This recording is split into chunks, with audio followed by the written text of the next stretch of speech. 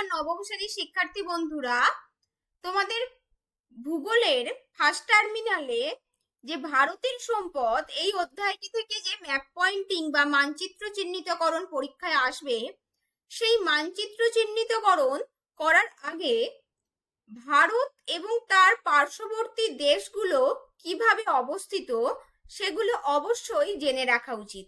যারা জানো সে তো খুবই ভালো কথা, কিন্তু যারা জানো না এখনো পর্যন্ত যে ভারতের পার্শ্ববর্তী দেশসমূহ ভারতের সঙ্গে কিভাবে সংযুক্ত অবস্থায় আছে, তো তাদের জন্য দেখো আমি প্রথমে ভারত এবং তার প্রতিবেশী দেশসমূহ তোমাদের এখানে দেখাবো। পরবর্তীতে তোমাদের সিলেবাস অনুযায়ী ভারতের সম্পদ যে ম্যাপ পয়েন্টিং গুলো তোমাদের পরীক্ষায় আসার সম্ভাবনা আছে সেগুলি তোমাদের আমি দেখাবো এই ভিডিওতে। তো দেখো, এই যে আমাদের ভারতবর্ষ তোমরা দেখতে পাচ্ছ, আমি একটু ম্যাপটাকে বড় করে নিয়েছি যাতে তোমাদের বুঝতে সুবিধা হয়। আগে দেখে নিই আমরা ভারতবর্ষের উত্তর দিকের প্রতিবেশী দেশসমূহ, উত্তর পূর্ব বা উত্তর পশ্চিমে। দেখো, এই যে ভারতবর্ষের সব থেকে বৃহত্তম প্রতিবেশী দেশ হচ্ছে চীন বা চায়না। এই যে আমাদের চীন দেখো ভারতবর্ষের পুরো উত্তর পূর্ব দিক জুড়ে অবস্থান করছে চীন। পরবর্তীতে হচ্ছে নেপাল, একটি ছোট্ট ভারতের প্রতিবেশী দেশ নেপাল। এই নেপাল যেটি ভারতবর্ষের উত্তরপ্রদেশ, বিহার এবং উত্তরাখণ্ড এই তিনটি স্টেটের সাথে তার এবং সিকিম, পশ্চিমবঙ্গের কিছুটা, এই পাঁচ ছয়টি স্টেটের সাথে সীমানা ভাগ করেছে।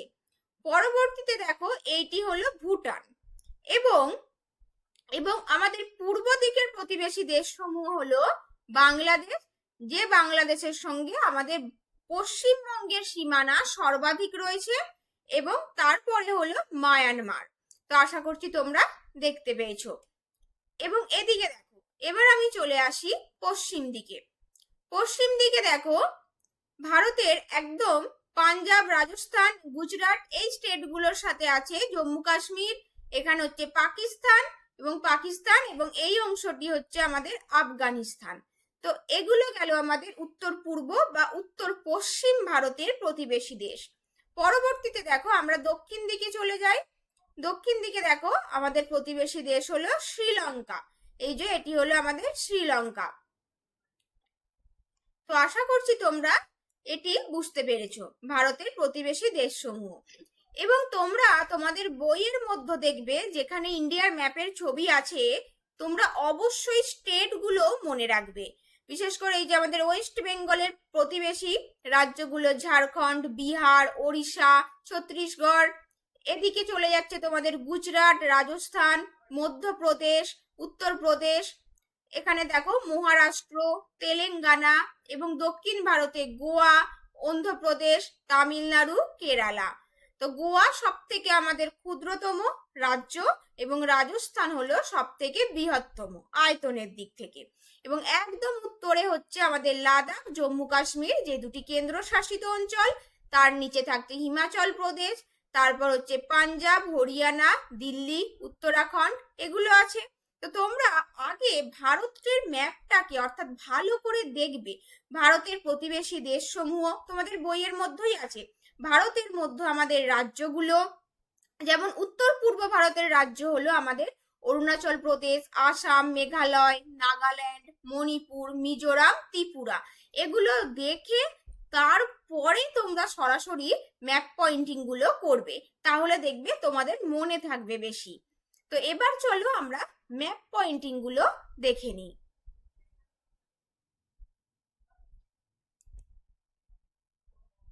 দেখো, আমি এরকম ম্যাপের মধ্যে শুধুমাত্র যেগুলো পয়েন্টিং করব সেগুলো পয়েন্টগুলো লিখেছি বা পয়েন্টগুলো করেছি, কিন্তু কোনটাকে কি বোঝাচ্ছি তার ইন্ডেক্স বা নির্দেশিকা সেটা আমি, এই যে দেখো তোমাদের ইন্ডিয়ার ম্যাপের যে দুদিকটা ফাঁকা পাবে, ফাঁকা জায়গা, এখানেও তোমরা ইন্ডেক্সটা করতে পারো, কারণ পরীক্ষায় তোমাদের 5টা কি 6টা 5টা করতে হবে। তো দেখো, কিন্তু যাদের হাতে লেখা বড়, অর্থাৎ বড় বড় অক্ষরে লেখো, তাদেরকে বলবো ম্যাপ পয়েন্টিং এর পেজটা উল্টে নিয়ে এর ঠিক পেছনের দিকটাতে তোমরা ইন্ডেক্স গুলো করো, না হলে কিন্তু এখানে তোমরা অনেক সময় মানে জায়গাটা খুব আর কি হিজিগিজি মনে হয়।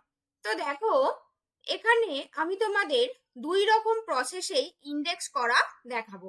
এটা আমাদের 1 নাম্বার ম্যাপ।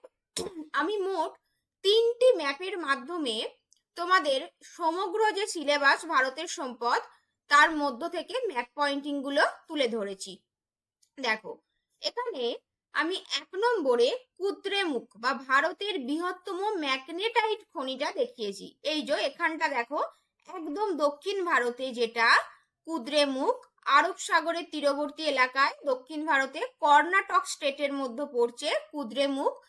তাহলে এখানে কুদ্রেমুখ তোমরা চিহ্নিত করলে, যেহেতু স্থান চিহ্নিত করতে গেলে এরকম তোমরা ডট চিহ্ন দিয়ে চিহ্নিত করতে পারবে। তো কুদ্রেমুখ ইন্ডেক্স করে এরকম বক্স করে, আর আমি এখানে যেটা 1 নম্বর দিয়েছি, এখানেও যেটা 1 নম্বর দিয়েছি, তোমরা তোমাদের প্রশ্নের মধ্যে ম্যাপ পয়েন্টিং এর যে নাম্বারিং গুলো থাকবে অর্থাৎ তোমাদের কোশ্চেনে সেই নাম্বারিং গুলো এখানে ম্যাপের মধ্যেও দেবে এবং ইন্ডেক্সেও দেবে। দেখো কুদ্রেমুখ ভারতের বৃহত্তম ম্যাগনেটাইট খনি, তাহলে তোমাদের পরীক্ষায় সরাসরি কুদ্রেমুখও দিতে পারে বা দিতে পারে ভারতের বৃহত্তম ম্যাগনেটাইট খনি। তাহলে তোমাদের তখন কিন্তু ভারতের বৃহত্তম ম্যাগনেটাইট খনি এটা লিখে ব্র্যাকেটে কিন্তু কুদ্রেমুখটা লিখে দিতে হবে, না হলে কিন্তু 1-এর মধ্যে হাফ নাম্বার কাটা যেতে পারে। 2 নাম্বার দেখো, 2 নাম্বারে আমি দেখিয়েছি বাদাম পাহাড়। এই যে বাদাম পাহাড় যেটি একটি আকরিক লোহা উত্তোলক অঞ্চল। কেওনঝড়, এই যে ঠিক বাদাম পাহাড় কেওনঝড় পাশাপাশি, আমাদের এগুলো সব পূর্ব ভারতের আকরিক লোহা উত্তোলক অঞ্চলগুলো আমরা অধিকাংশ দেখতে পাই। তাহলে এই দুটি আমি আকরিক লোহা উত্তোলক অঞ্চল রেখেছি, কারণ তোমাদের পরীক্ষায় এইভাবে আসতেই পারে যে ভারতের একটি আকরিক লৌহ উত্তোলক অঞ্চল, সেক্ষেত্রে তোমরা বাদাম পাহাড় বা কেওনঝড় দুটো পাশাপাশি মনে রাখবে, যে কোনো একটি তোমরা পয়েন্টিং করে আসতে পারবে। এবার দেখো 4 নাম্বারে আমি রেখেছি আলিয়াবেদ এবং 5 নাম্বারে বাসিন। এগুলো কিন্তু সবই মনে রাখবে খাম্বাত উপসাগরে, অর্থাৎ আরব সাগরের একটি ছোট্ট অংশ হলো খাম্বাত উপসাগর। এই যে গুজরাটের যে আমাদের খাঁজটা নিচের দিকে আসছে এই অংশটা হলো আমাদের খাম্বাত উপসাগর, যেখানটা দেখো আমি নীল জলের চিহ্ন দিয়েছি তোমরা যাতে বুঝতে পারো।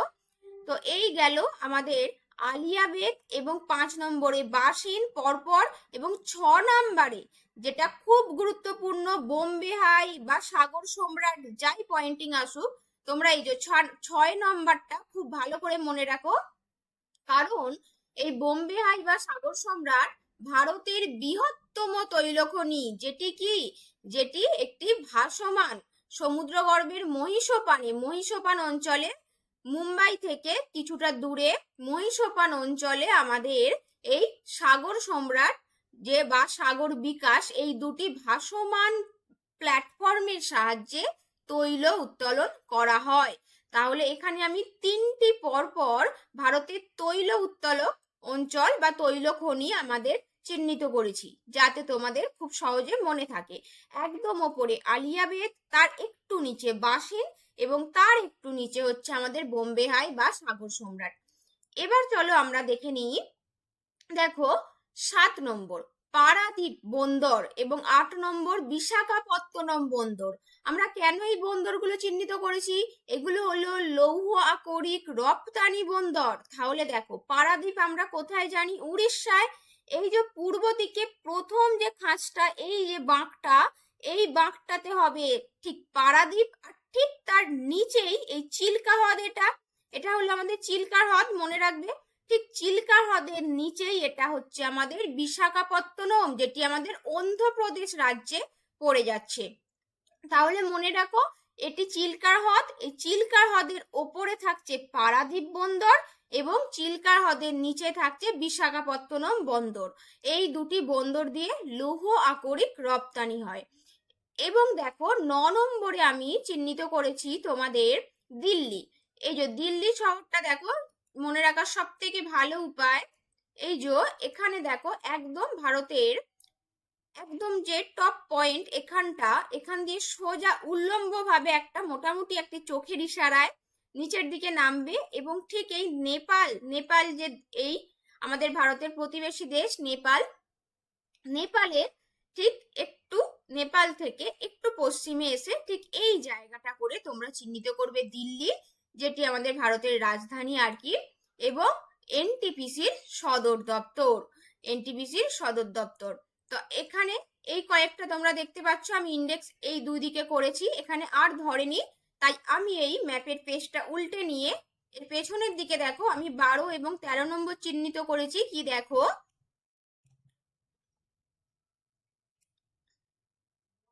দেখো 12 নম্বরে চিহ্নিত করেছি ভারতের প্রাচীনতম তৈলখনি।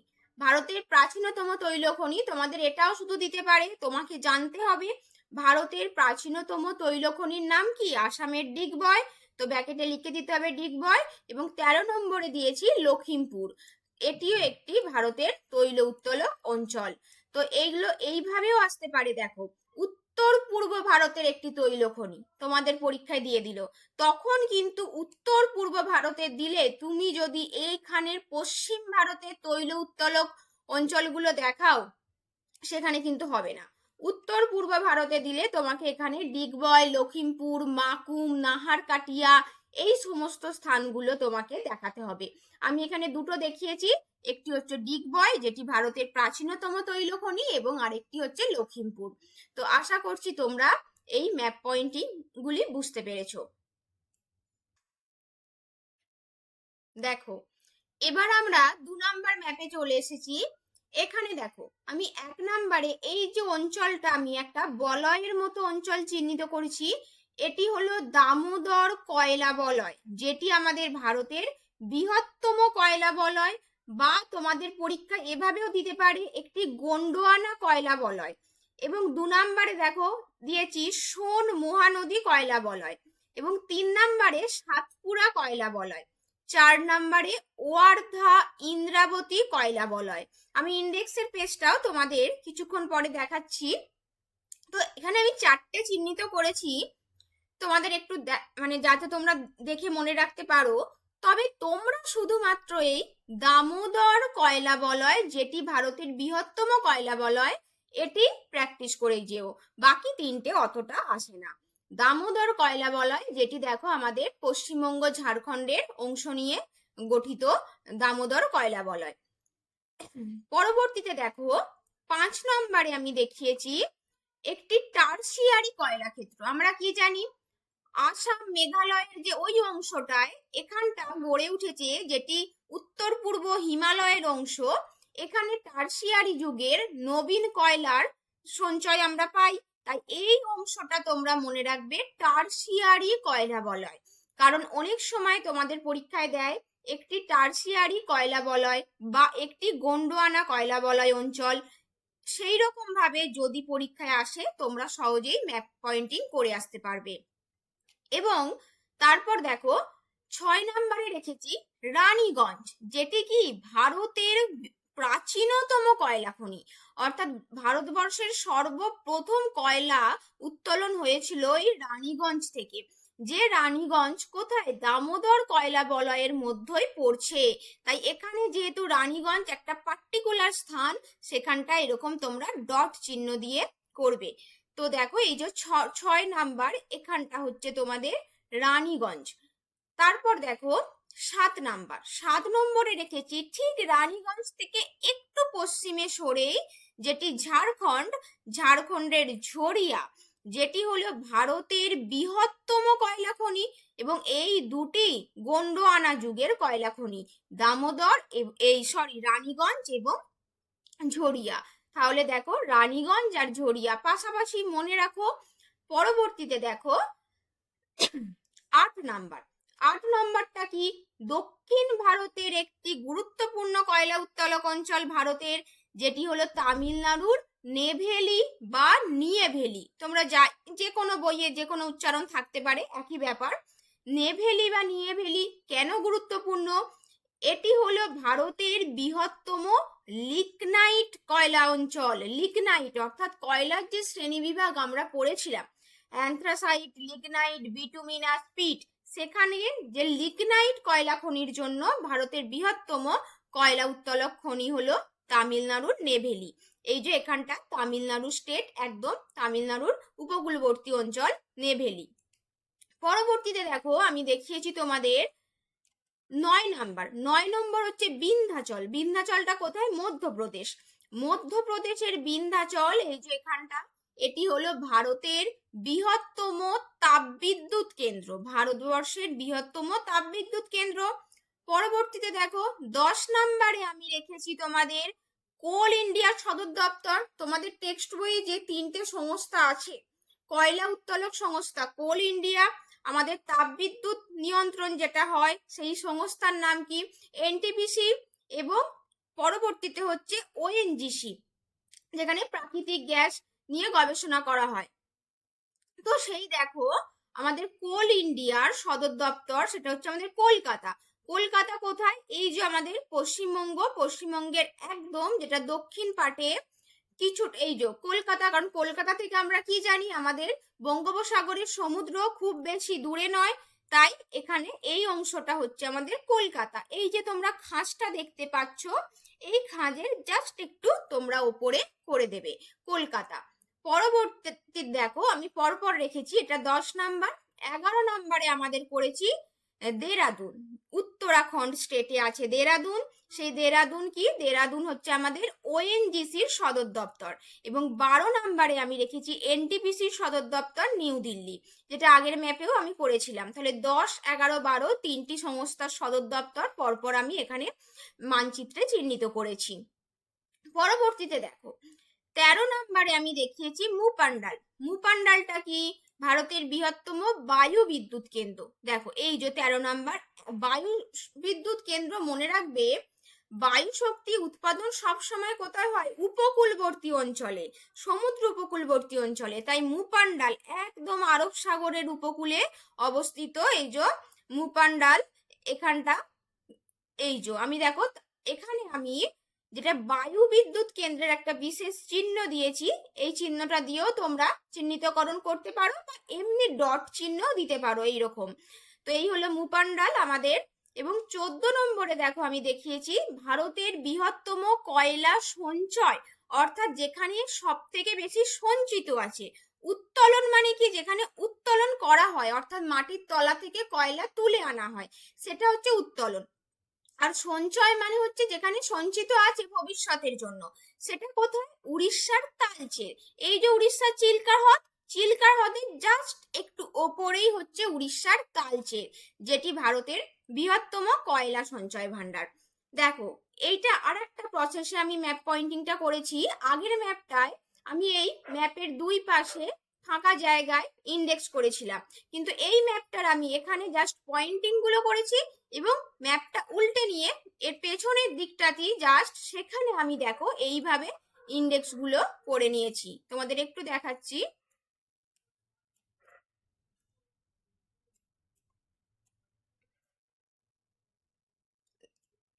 দেখো তোমরা পরীক্ষায় যাদের হাতে লেখা একটু বড় বড় করে লেখো, বা হাতে লেখা স্পষ্ট নয়, তারা এরকম পেজটা, ম্যাপটা উল্টে নিয়ে পেছনের দিকটা ইন্ডেক্স করো, তাহলেও কোনো অসুবিধা নেই। দেখো এখানে ইন্ডেক্স বলে কথাটা লিখবে, দিয়ে পরপর বক্স করে তুমি পরপর কি চিহ্নিতকরণ করছো সেগুলো আমি লিখে দিয়েছি। খুব মনে রাখবে, একটা করে পয়েন্টিং করবে ম্যাপের মধ্যে, এবং সাথে সাথে কিন্তু ইন্ডেক্সেও 1 নাম্বার দিয়ে কোন স্থানটি তুমি পয়েন্টিং করলে বা কোন বিষয়টি সেটি লিখে নেবে। অনেকে কি করো, তোমরা প্রথমে সব কটা পয়েন্টিং করলে, করার পর তোমরা ইন্ডেক্স করতে যাও, তখন কিন্তু ভুল হয়ে যাওয়ার চান্স থাকে। একটা করে পয়েন্টিং করবে, একটা করে ইন্ডেক্স করবে, এইভাবে তোমরা করবে, তাহলে ভুল হওয়ার চান্সটা কম থাকে। আর যাদের হাতের লেখা ভালো, স্পষ্ট, ঠিকঠাক হাতে লেখা, তারা এই ম্যাপের এই নিচের এই অংশটাতেই তোমরা করে দিতে পারবে ইন্ডেক্স গুলো। চলো আমরা এবার 3 নাম্বার ম্যাপটা দেখে নিই। 3 নাম্বার ম্যাপে আমরা যে পয়েন্টিং গুলো করেছি, 1 নম্বরে আমি দেখিয়েছি কোলাঘাট তাপ বিদ্যুৎ কেন্দ্র। কারণ তোমাদের ভারতের সম্পদ সিলেবাসে আছে, তাপবিদ্যুৎ, জলবিদ্যুৎ, তো বায়ু বিদ্যুৎ, এগুলোর প্রত্যেকটির তোমরা একটি দুটি করে কেন্দ্র তোমরা দেখে গিও। দেখো এখানে 1 নম্বরে আমি দেখিয়েছি কোলাঘাট তাপবিদ্যুৎ কেন্দ্র, ঠিক আমাদের কলকাতা যেখানে হয়েছিল ওই পার্শ্ববর্তী হবে। 2 নম্বরে আমি দেখিয়েছি ফারাক্কা, যে কোলাঘাট আছে আমাদের মেদিনীপুর শহরে, এবং ফারাক্কা যেটা মুর্শিদাবাদ জেলায় আছে, এটি মেদিনীপুর জেলায়, এবং এটি হচ্ছে মুর্শিদাবাদে ফারাক্কা। বর্তমানে কিন্তু ফারাক্কাই পশ্চিমবঙ্গের মধ্যে বৃহত্তম তাপবিদ্যুৎ কেন্দ্র। তাহলে এই দুটি তোমরা দেখে যেও পরীক্ষায়। 3 নম্বরে দেখো আমি দিয়েছি মাইথন। মাইথন যেটি আমাদের জলবিদ্যুৎ কেন্দ্র, ভারতবর্ষের একটি জলবিদ্যুৎ কেন্দ্র হচ্ছে মাইথন। এই যে জাস্ট এখানে একটু, এই যে এখানে দেখো একদম পাশাপাশি হচ্ছে ফারাক্কার মাইথন। পরবর্তীতে দেখো 3 নাম্বার গেল। 4 নাম্বারে আমি দেখিয়েছি এবার এখানে দেখো পরপর রেখেছি ইদ্দুকি, যেটি হলো দক্ষিণ ভারতের একটি জলবিদ্যুৎ কেন্দ্র। কারণ অনেক সময় স্পেসিফিক করে দেয় যে দক্ষিণ ভারতের, পূর্ব ভারতের, তখন তোমাদের সুবিধা হবে। কেরলের ইদ্দুকি জলবিদ্যুৎ কেন্দ্র, যেটি পেরিয়ার নদীর ওপর অবস্থিত, ইদ্দুকি জলবিদ্যুৎ কেন্দ্র। 5 নাম্বারে দেখো আমি 5 নাম্বারে যেটা মহারাষ্ট্রের তারাপুর, যেটি ভারতের প্রথম পারমাণবিক শক্তি কেন্দ্র।